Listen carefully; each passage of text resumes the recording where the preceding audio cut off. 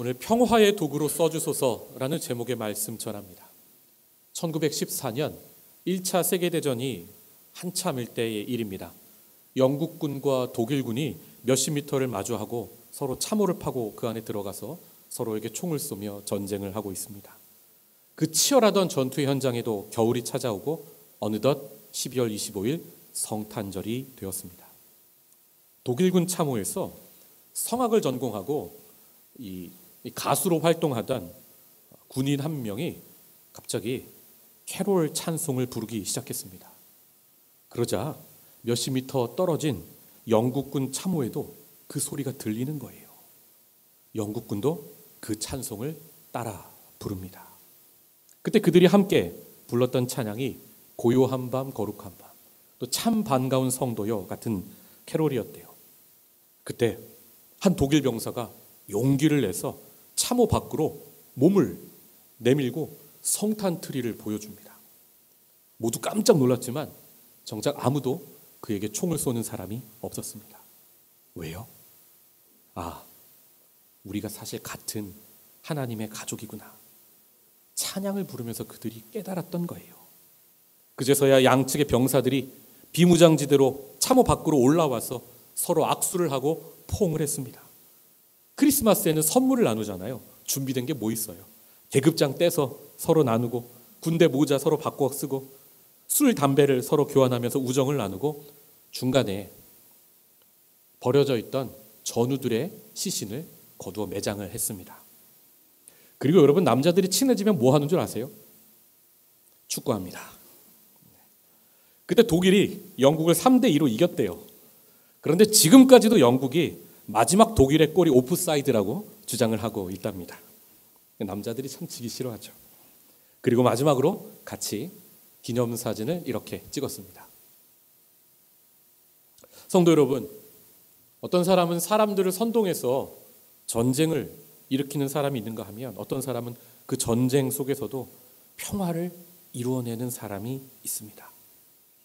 우리 하나님의 백성은 민족을 넘어서고 나라를 넘어서는 사람들이에요. 지역감정, 인종차별, 좌우 진영 논리, 그런 것들을 모두 넘어서서 하나님 안에서 한 가족이 되는 거예요. 그렇게 평화를 이루며 평화를 전하며 평화를 만들어가는 사람들이 우리입니다. 오늘 본문 이사야는 이렇게 예언합니다. 4절, 그가 열방 사이에 판단하시며 많은 백성을 판결하시리. 메시아가 오셔서 사람들이 그분을 진정한 왕으로 인정하게 되면, 그분의 은혜의 다스림을 받게 되면 무슨 일이 일어난다고 예언합니까? 무리가 그들의 칼을 쳐서 보습을 만들고 그들의 창을 쳐서 낫을 만들 것이며, 이 나라와 저 나라가 다시는 칼을 들고 서로 치지 아니하며 다시는 전쟁을 연습하지 아니하리라. 무기를 녹여서 농기구를 만든대요. 이 땅에 우리가 그토록 원하던 평화가 찾아오게 된답니다. 여러분, 이게 정말로 가능한 일입니까? 평화를 이루는 방법에는 크게 두 가지 의견이 있습니다. 로마의 군사 전문가인 베게티우스는 이렇게 말해요. 만일 평화를 원하거든 전쟁을 준비해라. 칸트는 그에게 이렇게 반박했습니다. 만일 평화를 원하거든 정의를 준비하여라. 여러분은 어떤 게 더 옳다고 보십니까? 칸트가 마냥 순진한 사람은 아닙니다. 분명 칸트도 이 외부의 공격을 막기 위해서 이 방어를 할 수 있는 방어태세를 갖춰야 함을 분명히 말했어요. 그러나 그는 그것을 뛰어넘어, 군대를 뛰어넘어 정의가 이 땅에 실현될 때야 비로소 진정한 평화가 올 것을 말하고 있습니다. 여러분은 평화를 위해 무엇이 더 필요하다고 생각하십니까? 안타깝지만 세상은 늘 정의 대신에 전쟁 준비를 해왔어요. 스톡홀름 국제평화연구소라는 곳이 있습니다. 이곳에서 2019년에 아주 어두운 통계 하나를 발표했습니다. 현재 전 세계가 심각할 정도로 전쟁 준비에 몰두하고 있다고 합니다. 중국은 지난 10년 동안 그 전보다 국방비의 10배가 넘는 돈을 투자하고 있습니다. 미국은 2019년 한 해에만 새로운 무기를 만들고 개발하는데 $500억 썼습니다. 그리고 이 500억 달러는 어디서 마련해요? 돈이 없잖아요. 국제협력기구 이 후원금을 빼서 쓴 거예요. 이에 대해서 독일에서 대외 경제 원조를 책임지는 게르트 뮬러라는 사람이 이 독일 신문에 이런 글을 썼어요. 만일 우리가 군비 지출의 4분의 1만 줄여서 국제협력기금으로 쓸 수 있다면 전 세계적으로 발생한 난민의 불행을 끝낼 수 있다. 그리고 전 세계적으로 볼 때 지금 1조 6천억 달러가 군사비로 지출됩니다. 이게 하나로 얼마입니까, 여러분? 그런데 오직 고작 1,600억 달러만 국제 개발에 지출된다. 우리는 언젠가 이 불균형 때문에 생길 큰 재난을 감당하느라 더 큰 비용을 치르게 될 것이다. 무슨 말입니까? 선진국이 국제사회의 정의를 위해 쓰는 비용이 아까운 게 아니라는 거예요. 정의를 위해서 쓰는 비용이 이 평화를 위해서 전쟁을 준비하기 위해 쓰는 비용보다 훨씬 싸게 든다는 겁니다. 성도 여러분, 그럼 이 시대 우리 교회는 어떻게 이 세상의 전쟁 연습을 그치게 하고 정의를 통한 평화를 가져올 수 있습니까? 첫째로 오늘 말씀을 보면 교회는 다시 하나님 경외를 회복해야 합니다. 오늘 본문 2절의 말씀입니다. 말이래 여호와의 전에 산이 모든 산 꼭대기에 굳게 설 것이요 모든 작은 산 위에 뛰어나리니 만방이 그리로 모여들 것이라. 말일은 단수가 아니라 복수예요. 마지막 날들이에요. 이 마지막 날들은 요엘서의 예언대로 성령이 모든 육체에 임하는 시대를 말합니다. 2000년 전 마가의 다락방에서 이 마지막 날들이 시작되었고 우리도 이 마지막 날들 한중간에 살고 있고 그리고 이 마지막 날들의 시대는 예수님의 다시 오심으로 완성이 되는 거예요. 여호와의 전에 산은 원래 성전이 있던 시온산을 가리키는데 2000년 전 건물 성전은 다 무너졌습니다. 벽만 남았죠. 대신에 하나님이 우리 육체에 성령을 보내셔서 우리를 성전되게 하셨습니다. 이제 성경에서 말하는 구약에 말하는 시온산은 더 이상 팔레스타인 땅에 있는 것이 아니라 지구촌 곳곳에 예수님의 피값으로 세워진 교회 공동체가 시온산이요 성전입니다.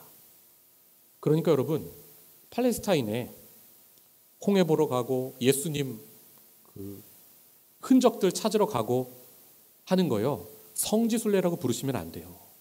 성지가 어디입니까? 내가 살고 있는 내 가정이 성지입니다. 내가 삶을 살고 있는 하나님 부르신 그 자리가 성지예요. 저 예루살렘은요. 역사 탐방지라고 불러야 돼요. 이제. 그래야 우리가 잘못된 시오니즘을 극복할 수 있습니다. 기독교가. 그 산이 시온산이 모든 산보다 굳게 선다는 말, 모든 산 위에 뛰어나다는 말은 무슨 말입니까? 교회 공동체가 이 땅에 세워진 그 어떤 공동체보다 어떤 기구보다 높아진다는 거예요.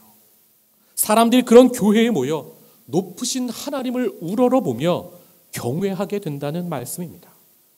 성도 여러분, 우리가 일주일의 대부분은 평지에서 살지만 꼭 하루는 높은 산을 바라보는 것처럼 하나님을 높여 예배하며 경외하는 법을 배워야 하는 겁니다.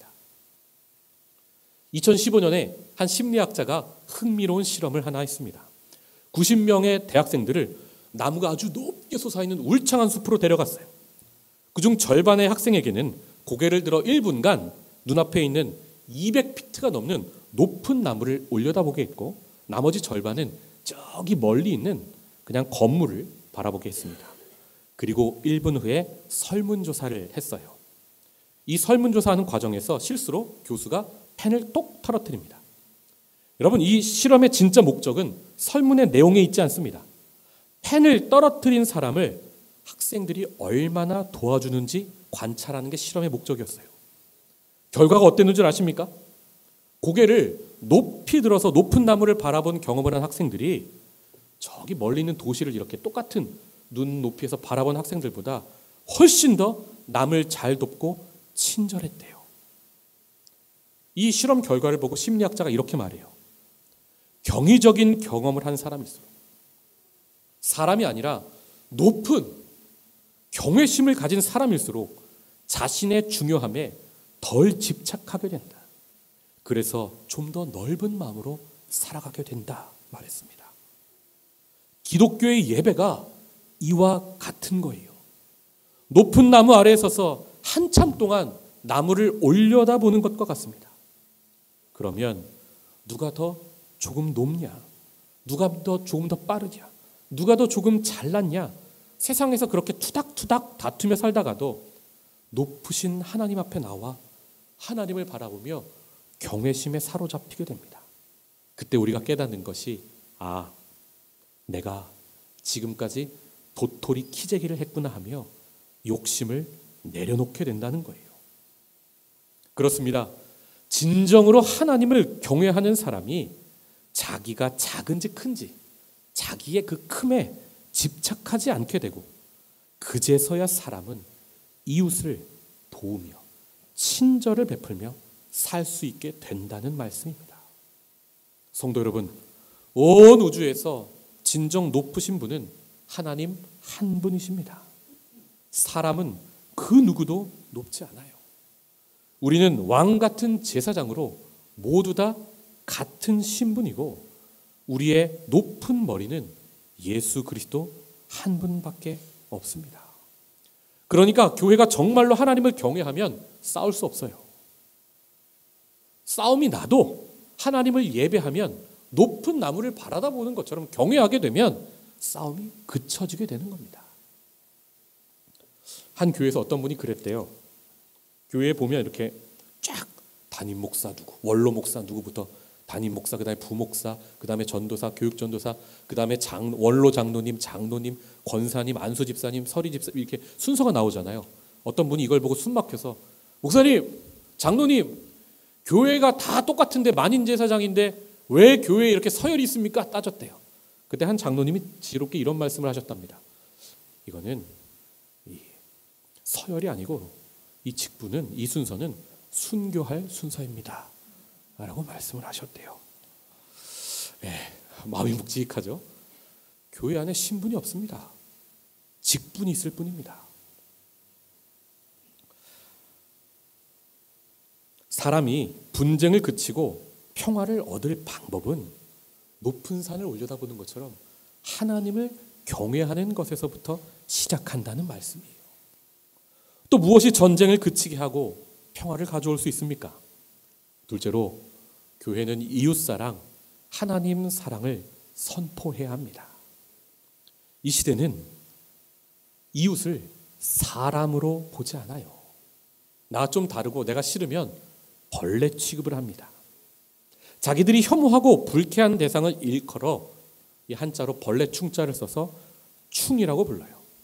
밥 많이 먹는 사람을 보고 식충이, 돈 열심히 버는 사람 보고 돈벌레, 책 많이 읽으면 책벌레, 정치적으로 자기와 반대편에 있는 사람은 완전 무슨 벌레로 부르고요.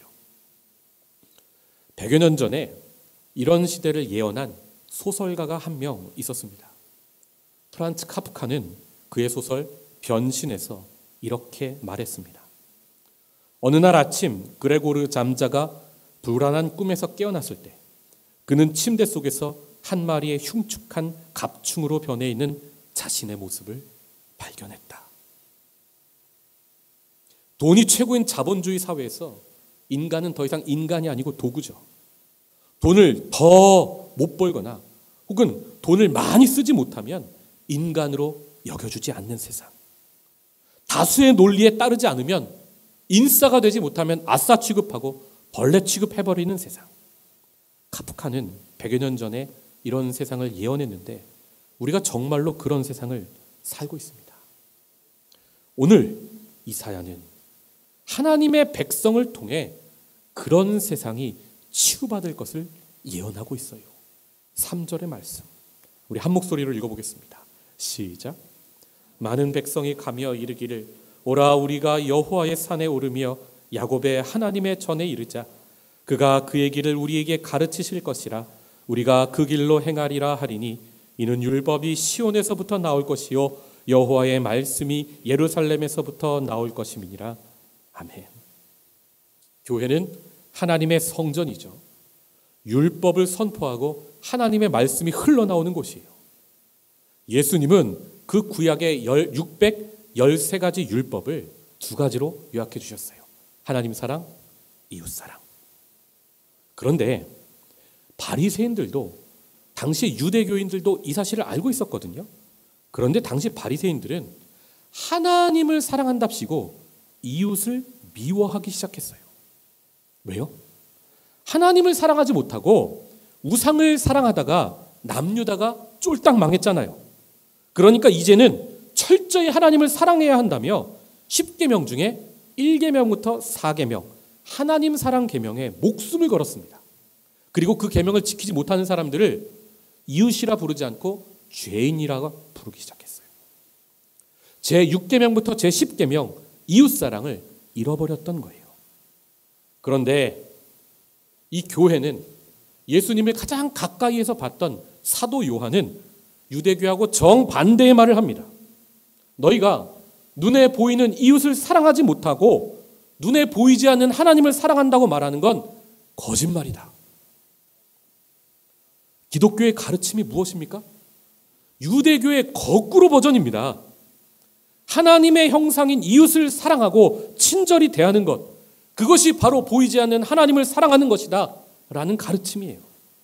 만일 네가 네 형제를 벌레가 아니라, 죄인이 아니라 내 몸처럼 사랑하면 그 사람은 구약의 모든 하나님의 율법의 말씀을 이루었다.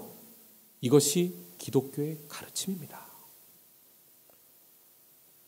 또 무엇이 전쟁과 분열을 그치고 평화를 가져올 수 있을까요? 셋째로, 교회가 세상에 빛이 되어야 합니다. 미국 유니온 신학교의 현경 교수는 어떻게 테러가 발생하는가, 이 테러의 발생 메커니즘을 연구하고 이렇게 정리해서 알려줍니다. 첫째, 이웃의 타자화예요. 나와 다른 문화, 나와 다른 가치관, 나와 다른 종교를 가진 이웃을 사람이 아니라 이방인 취급하고 왕따 취급한다는 거예요. 둘째, 악마화입니다. 지금 이 땅에 일어나는 모든 문제들, 모든 갈등들 우리 때문 아니고 바로 저 악마 때문이라고 책임을 전가하는 거예요. 셋째로, 폭력으로 제거하는 단계입니다. 저런 악마는 빨리 죽어야 이 세상에 평화가 찾아온다며 물리적인 힘을 동원해 제거하는 거예요. 여러분, 이 세 단계가 정확하게 우리가 주님으로 부르는 예수님이 이 과정을 거쳐서 십자가에 못 박혀 죽임을 당하셨습니다. 이것이 전쟁이 일어나는 순서, 테러가 발생하는 순서예요. 그럼 우리는 어떻게 이 악순환, 미움의 반복을 이길 수 있을까요? 첫째, 나와 다른 사람의 말을 경청할 수 있어야 합니다. 여러분, 현재 이 땅에 있는 정치인들의 언어에는 경청이 없어요. 그냥 귀 막고 일방적 외침만 있어요. 우리는 달라야 합니다. 교회는 이 세상에 경청의 문화를 만들어 가야 돼요. 서로에 대한 이해를 높일 수 있는 곳이 되어야 합니다. 둘째로, 친구 맺기 위해 노력해야 합니다. 예수님은 이를 위해 자주 잔치를 여셨어요.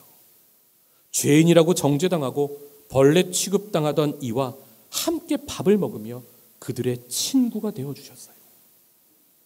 셋째, 함께 살아가기 위한 지혜와 제도가 필요합니다. 예수님은 유대교를 뛰어넘어 하나님 나라 운동을 펼치시면서 당시 유대인들이 적이라고 여겼던 로마 사람도 치료해 주시고 기도도 들어주셨고, 유대인이 원수라고 여겼던 사마리아인들에게도 아무 거리낌 없이 다가가셨습니다.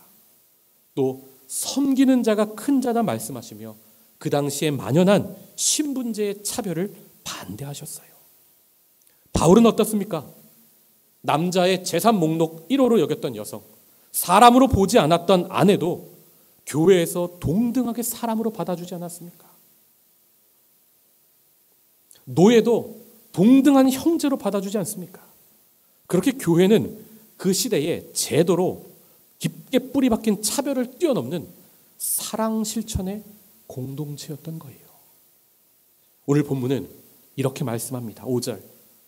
야곱 족속아 오라, 우리가 여호와의 빛에 행하자. 빛 가운데 행하자는 말씀은 하나님 사랑, 이웃 사랑의 말씀을 이제는 좀 실천하자는 말입니다. 여러분, 빛은 존재와 행동을 나눌 수 없어요. 빛이 있으면 어둠은 물러가는 거예요. 똑같습니다. 교회는, 그리스도인은 존재와 행동을 나눌 수 없어요. 우리가 주일날 말씀을 듣는 것과 한 주일 나가 말씀을 실천하는 것은 나눌 수 없는 거라고요. 우리는 선포되는 하나님 사랑, 이웃 사랑의 말씀을 실천하기 위해 부름받고 이 땅에 존재해요. 우리가 정말로 사랑을 실천하면 이 땅의 미움은 빛 앞에 어둠처럼 사라지는 것입니다. 교회가 정말로, 그리스도인이 정말로 이 땅에 존재하는 그 순간 이 땅의 어둠은 물러가게 됩니다. 사랑하는 성도 여러분, 오늘 우리는 이웃을 벌레처럼 여기고 악마화하는 시대를 삽니다. 어찌 보면 전쟁과 테러가 발생하지 않는 게 이상한 시대가 되었습니다. 사람들 안에 어둠이 깊게 자리하고 있습니다. 누구라 할 거 없이, 부끄럽지만 오늘 이 말씀을 전하는 제 안에 그 어둠이 있습니다.